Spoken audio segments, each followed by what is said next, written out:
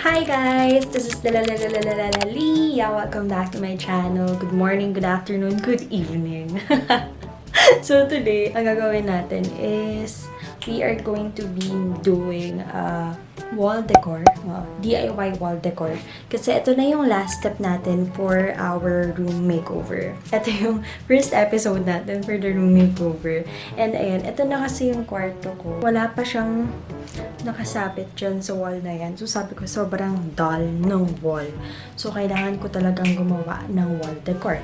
And syempre, we are not going to buy a wall decor because we can do it, girl. We can do it. Kaya mag-DIY tayo ngayon. And yes, it's 12 a.m. in the morning. Kaya medyo sabog pa ako, sis. So, ang gagawin muna natin is magtitimpla tayo ng kape. Kasi coffee is the key to everything. Charot. Nagtitimpla muna tayo ng kape kasi inantok na ako. So, baka mabangag ako. And sabi ng pimple ko, hi daw. Hi daw. Mahiya daw kayo sa akin. Grabe, na-stress talaga ako sa accounts nung mga past weeks. So, lumabas ang pimples ko. So, yun. Let's get some coffee. Coffee. Coffee. So, it's 12 a.m. And ako lang yung gising na. Gagawa tayo ng coffee. Coffee. Coffee.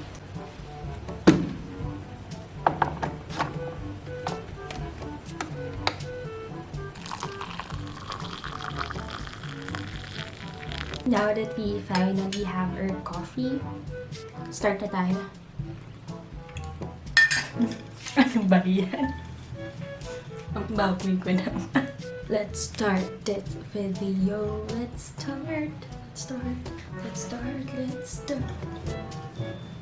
Hyper ko.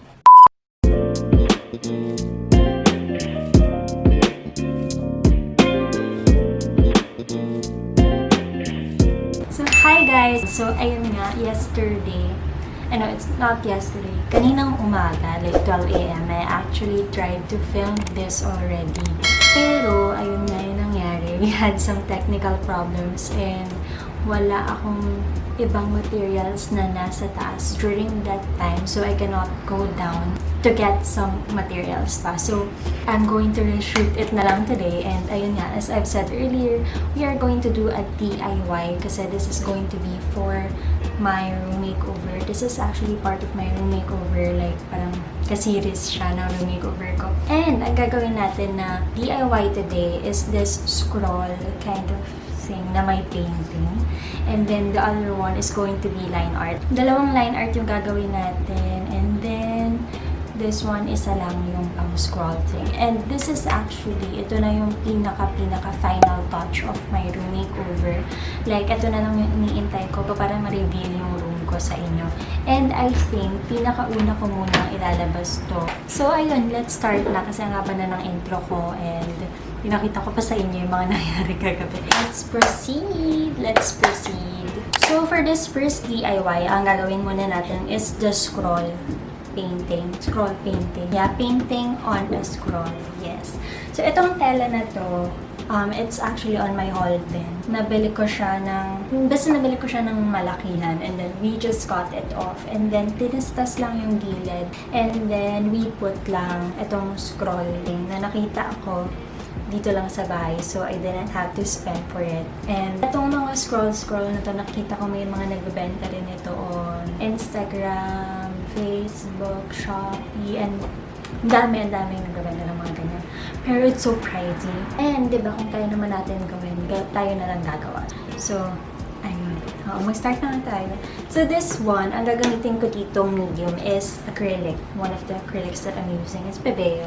And then, paminsan gumagamit rin ako nitong Liquitex. And then, ito, I have here small tubes of acrylics din. And this is in the brand Pebeo also. So, Pebeo baka naman talaga. And this is a canvas-like cloth, no? Pero, kailangan pa rin natin gumamit nitong textile medium. Itong textile medium na to, gagamitin natin siya kasi napapalambot niya yung paints. For this one kasi, though canvas cloth siya, wala siyang primer. Diba? Kasi ang mga canvas kadalasan may primer na yan. Like, may white na nakapatong dyan or anything. Basta may primer.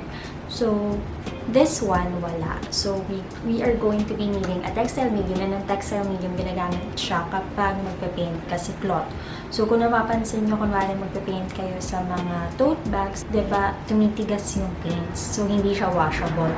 All of these things, like all of the materials that I mentioned, are available on our store. Again, our store is Life and Arts on Facebook. On Instagram, it's Life and Arts Official. And then, may Shopee na rin kami. Ang Shopee namin is 20 Life and Arts. So, interested kayo to buy those materials, just drop by our store on those sites that sinabi ko.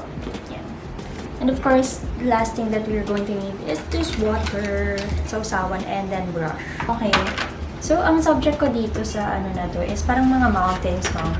So, syempre, ang first step ko palagi is i-drawing muna yung subject. Kahit ano lang, draft lang. So that I know kung saan ako titigil, saan ako magsisimula, ganun.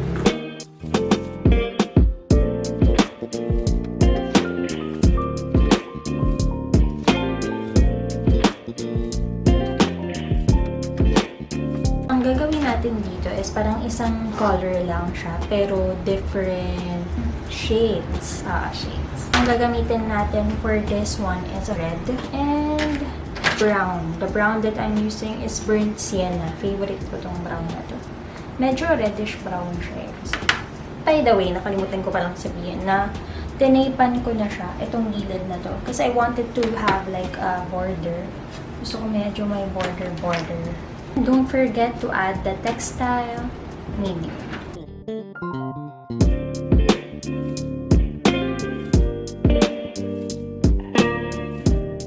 Yan. Tapos na tayo sa first bundok natin. So, we're going to go for a lighter part.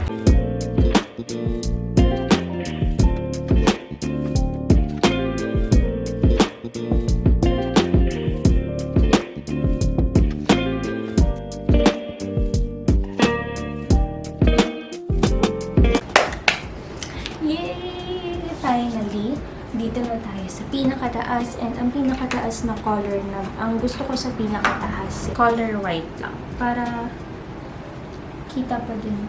When you're working with acrylic, kailangan talaga careful kayo sa may paglagay ng tubig kasi paminsan napapadami. Tapos paminsan naman nakakalimutan ng maglagay ng water.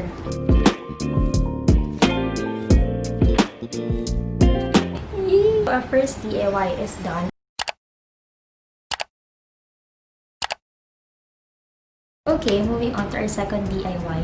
This DIY is going to be the line art that I've been telling you. I'm going to use this Derwent na watercolor, and this is an ink watercolor.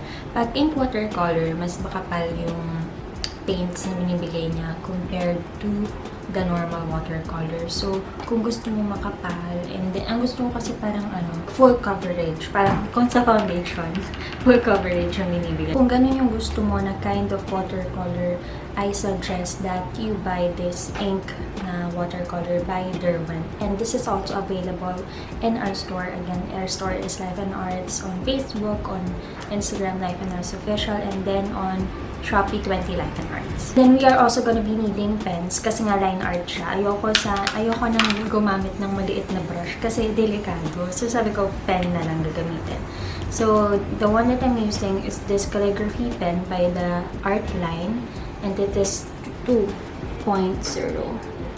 And then sa super nipis naman na part, ang ginagamit ko is this Art Line, pero this is a drawing pen naman, not a calligraphy pen, and this is 0.05. There.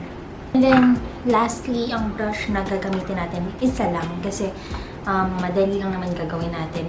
Ang gagamitin ko is this mop brush by Raphael.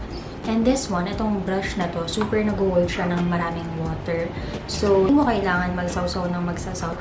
Ayun, yan lang kailangan natin for this. And of course, a mixing plate, ikaw kung gusto mo. This Derwent ink set watercolor is ganito itsura niya. This has 12 colors, and then travel set kasi to. So, basically, meron na siyang sponge, and then meron siyang kasama na water brush. Meron ka na rin dito mapagmimixan ng mga colors kung gusto mo. Kaya sabi ko, optional na lang itong pang mixing plate. So, ayan, let's start. Is this it? Tapos dito may ganun. Right, and then dito may circle.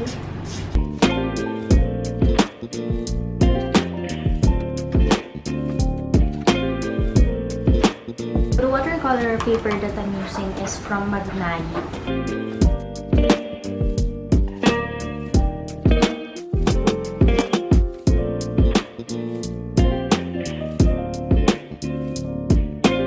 So, ang gagamitin ko muna is this calligraphy pen na 2.0 since makapal siya. And yung face mo na unahin natin. Natatakot ako.